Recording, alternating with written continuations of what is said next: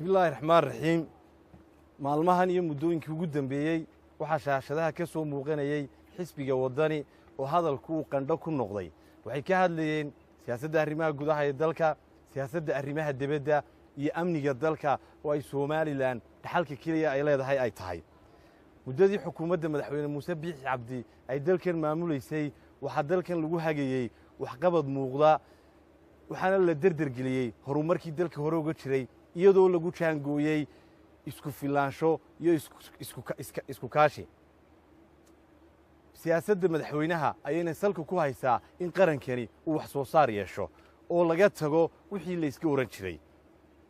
indhaha caafimaadka qabaa way arkaan horumarka muuqda ee qarankan ka socda laakiin ninka daafindhaha kaga dhacay ma arkayo waxa soconaya wuxuuna door bidayaa in dadka oo dhammi ay daaf qaadaan waxaanse leeyahay dabadu waxa weeye horumarka dalkaaga inaad dareento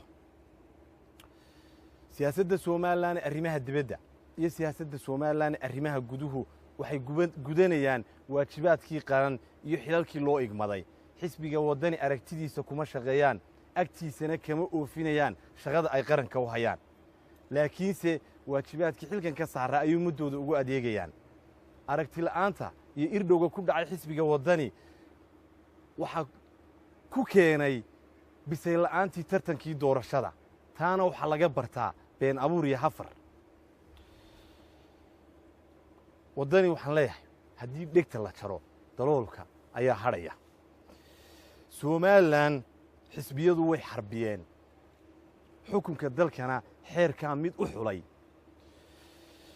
cod baana lagu xaqiijiyey doorashadii madaxtooyadu way dhammaatay haddii hibasho kursi iyo halacsi kuu muuqanayo doorashooyin baa dalka soo socda ee bedka kaalay kulmiye muddo xileedkiisii hore isagoo 2 sanno jooga ayuu doorashadii golaha deegaanka oo muddo dhaaf ahayd uu qabtay doorashada golaha wakiiladana xisbiga kulmiye wuu qaban lahaa laakiinse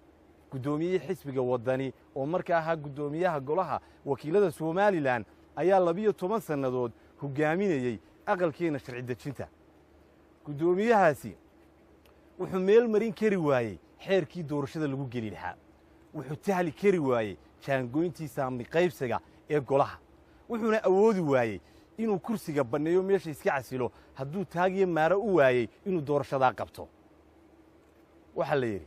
nin hadduu seexdo oo soo tooso waa kiisii maantana xisbiga waddani ayaa doorashooyinay dalkan ka qabsoomaan hadal iyo hoosiis la hor taagan xukuumadda madaxweyne muuse biixi cabdi way ka go'an tahay qabsoomid doorasho iyo geediga hannaanka dimuqraadiyadda dalkan in la sii wadoo la derdergeliyo waxaa la yidhi nin hullaab xumi inuu wax qarsanayaa la moodaa madaxweyne muuse biixi axsaabta qaranku u yeedhay wuxuu u muujiyey tala wadaag ixtiraam iyo maamuus haddii ragga qaarkii oo guddoomiyaha xisbiga waddani maamuuskii iyo qiimihii la siiyey ay u qaateen sawir lala gelayo waxaan leeyahay waa ayaandarro iyo saboolnimo siyaasadeed saadka siyaasadda iyo sunnaha xisbiyadu waa sahanka shacabka ee dimuqraadiyadda laakiin haddaad ka sasto libta iyo guusha qarankaagu gaadho ee ka suurto galay adiguna ugama sukaysid kuwa qarankan sarrayntiisa diiddan ee fadqalalaha iyo fidmooyinka ku wada waddani hore wuxuu ugu sifoobay inuu horumarka dalkan ka hor yimaado inuu diido maalgashiga inuu beeneeyo oo uu yidhaahdo waa muhmalyo waxaan jirin waxaa la yidhi meyd maxaa u dambeeya kaa la sii sido mashruuca ballaadhan ee indhaha caalamka qaranka somalilan ku soo jeediyey ee maalgelinta dekedda berbera shalay wuxuu lahaa ma jirto oo ma shaqaynayo waa taa la dhisay waa la dhagax dhigay waa la dhisaya waana la dhaqaajinayaa hadalladii aa ku diidanaydeen iyo hagardaamadii aa ku hayseen way kaydsan tahay qarankanna karaamo inaydaan u oggolayn iyo wax u soo kordha horena waa u sheegteen maantana rag waaweyn baan ka waantoobaynin oo weli shaashadaha la soo taagan taasi ma jirto oon miyaan la xisaabtamaynin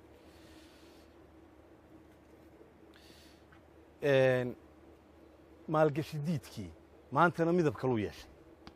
somalilan waxay keliya oo ku tasqaaday oo beesha caalamka iyo dawladaha geeska afrikaba ay ku majiirteen nabadgelyada buuxda ay qarankeeda ku maamusho waddani oo hore horumarka iyo maalgashiga dadka u diidanaa maanta wuxuu faragelin qaawan ku soo qaaday oo u eedaynayaa oo ereye aan qaban ka sheegayaa amnigii iyo nabaddii somalilan waxaan leeyahay war waddanow hoostiidaye hareertii ma dayo maanta somalilan waxay leedahay cadow fara badan oo ku hareeraysan oo u hanqaltaagaya maantoo kalena gobonimadu waxa weeye in goradda laysgeliyo oo danta guud ee qaranka loo midoobo xukuumadduna xil bay iska saartay xaqiijinta xuduudaha iyo xoojinta amniga waxa ayaan daraa in maanta xisbiga waddani nabadgelyadiisaa u tis qaaday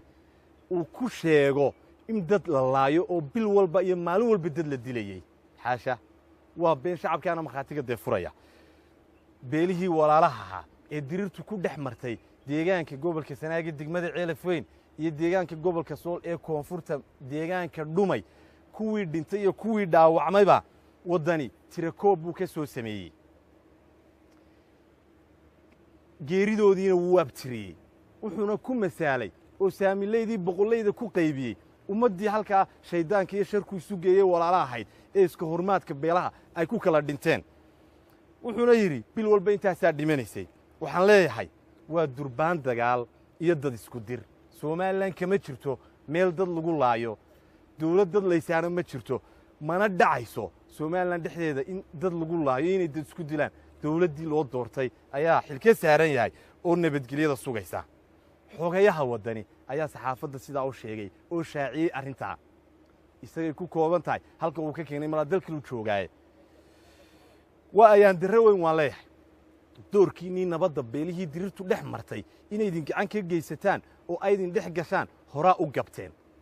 haddaa gabniinkii kaga huruudaan waxba ma ay haateene hadal baa ka daba keenteenoo waa adinkaa tiriyey ee tilmaamay waxaa kalood garawyo siisaan maalin walbo aad meel ka hadashaan nin fidmo iyo fadqalalo dalkan ula badheedhay oo xayndaabkiisa ka baxay oo falaagoobay taasina waxay muujinaysaa dareenkiisa inaad qabtaan waxaan leeyahay himbiriirsi arag ma aha hunuuna hadal ma aha ragga miciin biday siyaasadda madhalayska ee male awaalka iyo maaweelada lagu maalayo waxaan leeyahay qarankani waa ka macno weyn yahay maalintii marmarsiyaha beentaa bulshada lagula dhex wareegayey waxaan sii odhan lahaa madax laguma noqdo magac laguma helo meella laguma gaadho midabaynta iyo kala muujinta bulshadaada ee aad weji kumacaashka la dhex marayso ugu dambayn siyaasadda madaxweyne muuse biix cabdi uu dalkan ku hagayo muddo xileedkiisana ku maamulaya waxa weeye wax wada qabsiga wada jirka ummadda wax wada lahaanshaha iskaashiga iyo horumar dalkan in la gaadhsiiyo shacabkayga reer somalilan waxaan soo jeedinayaa inay nagu garab galaan waxtarkaa aanu wadno waddani waxaan ugu baaqayaa inay danta guud iyo dadaalka dalkan ka socda arkaan oo ay indhahooda siiyaan iskana daayaan inay u xusul duubnaadaan xasaradda xinka iyo xanafta ay bulshada dhexdeeda ku xoqayaan aad iyo aad baa u mahadsanti